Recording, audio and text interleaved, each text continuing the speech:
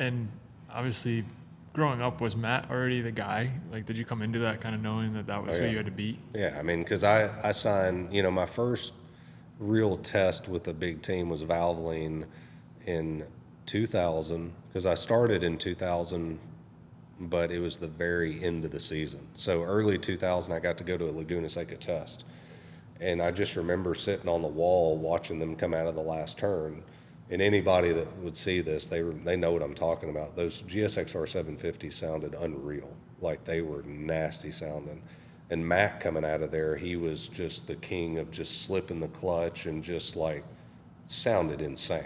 And like as a rider, like it's kind of like with Casey at certain aspects of his career, it mentally just kind of do your head in. You're like, I've got to beat that dude. Like, holy crap. And I was, 15 watching this. And I just remember, like, from that day being how blown away I was. And then you fast forward to 06, 07, and we're literally battling against each other. So, no, he was starting about 2000, he was the man.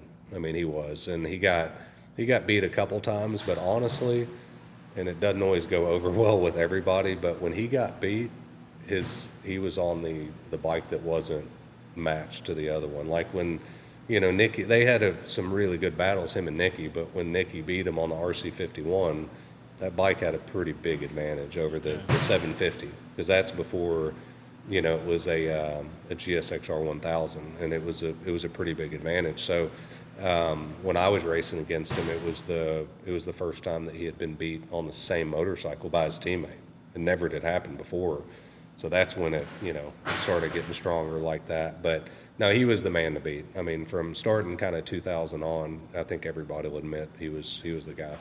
Was there a specific moment you can remember where you kind of were like, going back from that point, watching Matt, thinking like, how do I beat this guy to I can beat this guy? Was there like, you remember like a day or a race or qualifying session where you finally like had that kind of? Yeah, I mean, in all of testing in 06, I was a little bit quicker than him. But it was funny because even when I joined the team in 03, like he knew what was coming, I guess, and he was already, being Matt to me back then. And I was just like, damn, dude, this guy's aggressive, And then started out in 05, 06 off season, had good pace. And you're just kind of wondering, like, is it going to go to all the tracks? Because right now, when we go to Fontana and we went to Daytona, like, I'm faster than him. For maybe not outright the whole race, but, like, I've got the speed now. And then we went to the race at Daytona. I was quicker than him in the race, just by a little bit, but he strategically, got me there. He checked up out of the chicane. I passed him. He did the draft move and beat me there. But I knew that I had the pace. And then we went to Barber. And won one race, heads up. One race, I was right behind him, and he crashed, and was able to get both of those. But then we left the weekend, and everybody was like, "Oh, you still haven't beat him heads up," And it was like, So then we go to Fontana and beat him both races there, and that's when the streak and everything kind of started. And then I knew. I mean, I was like, okay, I've got the speed. But in the same time, I think he was a little caught off guard. I don't think he was in. His fitness wasn't bad, but it wasn't where I was at.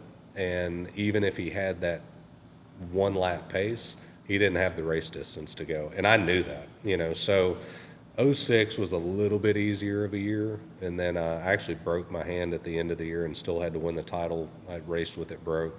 And then 07 and 08 was a different story. He came back out, he was trained, he had been doing everything, checking all the boxes.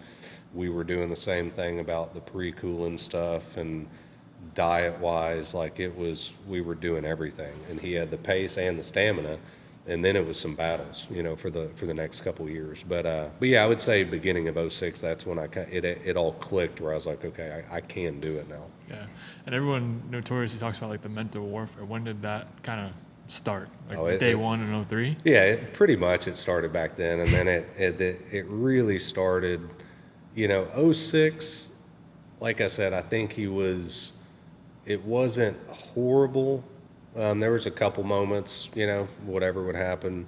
But I think he was a little bit, like I said, caught off guard, was a little bit complacent with where he was. And then he was kind of like in the middle of the year, he's like, all right, man. He's like, I can't beat him. Like, I don't. So he had to go look in the mirror, change a lot of stuff, and he did. And he came out in '07, and he was a completely different person. And then I would say that's when, '07, '08, those were the tougher 2 years of where it was just like this. But in the same time, what people didn't see was that when we were like alone in a limo going to an autograph signing, he wasn't always like that. So I knew the game he was playing.